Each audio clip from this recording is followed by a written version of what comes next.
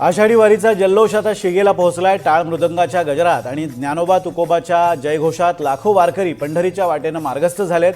पुण्यातून संत ज्ञानेश्वर महाराज आणि संत तुकाराम महाराजांच्या पालख्या आज पंढरपूरच्या दिशेने रवाना झाल्यात। मात्र यंदा वारीत धाराशिवच्या काही वारकऱ्यांनी सर्वांचं लक्ष वेधलंय। साक्षात विठ्ठलाचं रूप धारण करून हे युवक पायी चालतायत। प्रत्येक वारकरी हा माऊलीचा अंश आहे आणि आम्हीच विठ्ठल आहोत असा संदेश देत भक्ती, समता आणि मानवतेची शिकवण ते जनमानसापर्यंत पोहोचवत आहेत।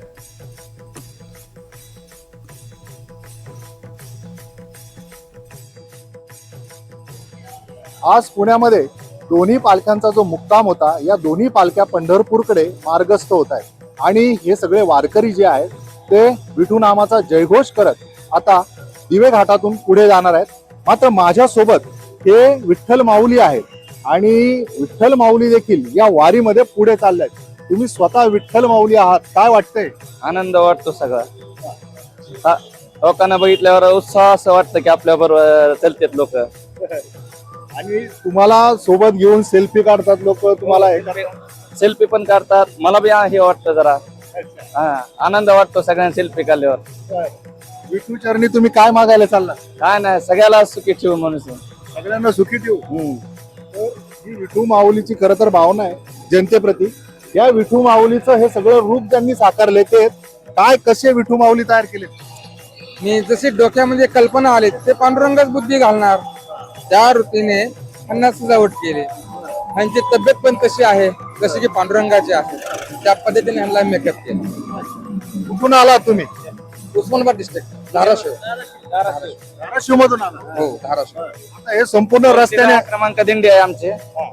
उमेश महाराज यांचे तेरखडवून। पण आता शेवटपर्यंत हे असंच तुम्ही शेवटपर्यंत जिथपर्यंत जाण होईल तिथपर्यंत। विठू माऊलीच्या चरणी तुम्ही स्वतः विठू माऊली भेटायला जाणार आहे? देवाला काळजी असले तर ती तिथवर।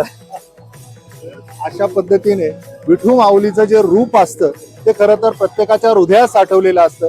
मात्र हे विठ्ठलाचं रूप जेव्हा इथे वारी दरम्यान लोक पाहतात, त्याच्याबरोबर सेल्फी काढतात आणि विठू माऊलीच्या पाया पडल्याचा जणू अनुभूती जी आहे ती घेण्याचा प्रयत्न करतात। अविनाश पवार, NDTV मराठी, पुणे।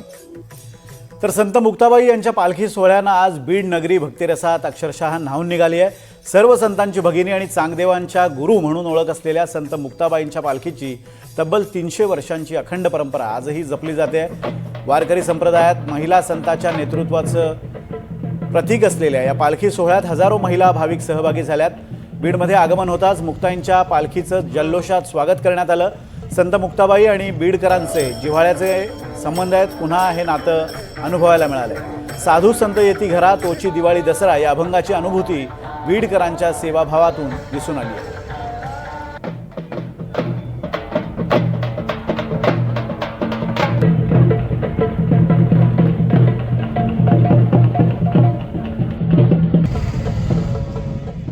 आदिशक्ती मुक्ताबाईंचा हा पालखी सोहळा अखंडपणे, अविरतपणे गेल्या 3 शतकाची परंपरा, दशकाची नाही, पार करीत यावर्षीसुद्धा 318व्या वर्षामध्ये हा पालखी सोहळा मुक्ताई मंदिरवरून निघाला पंढरपूरच्या दिशेने।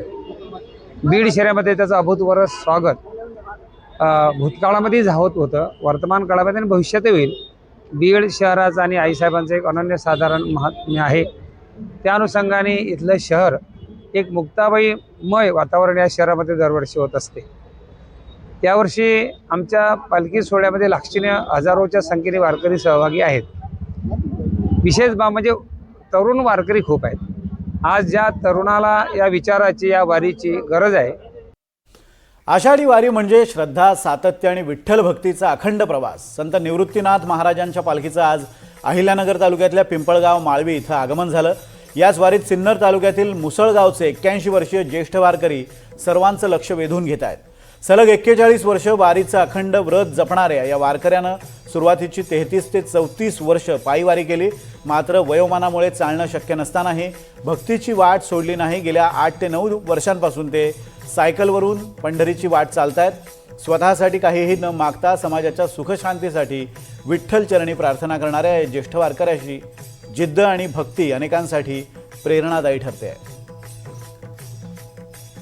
आषाढी एकादशी निमित्त आता वारकऱ्यांना विठुरायाची ओढ लागलेली आहे आणि अहिल्यानगरच्या तालुक्यामध्ये संत श्रेष्ठ निवृत्तीनाथ महाराजांच्या पालखीचं आगमन झालेलं आहे। या पालखी बरोबर आपल्या बरोबर सायकल घेऊन एक वारकरी सहभागी झालेले आहेत। आपण या बाबांशी बातचीत करणार। काय सांगताल बाबा, किती वर्षापासून तुम्ही दिंडीमध्ये सहभागी झाला?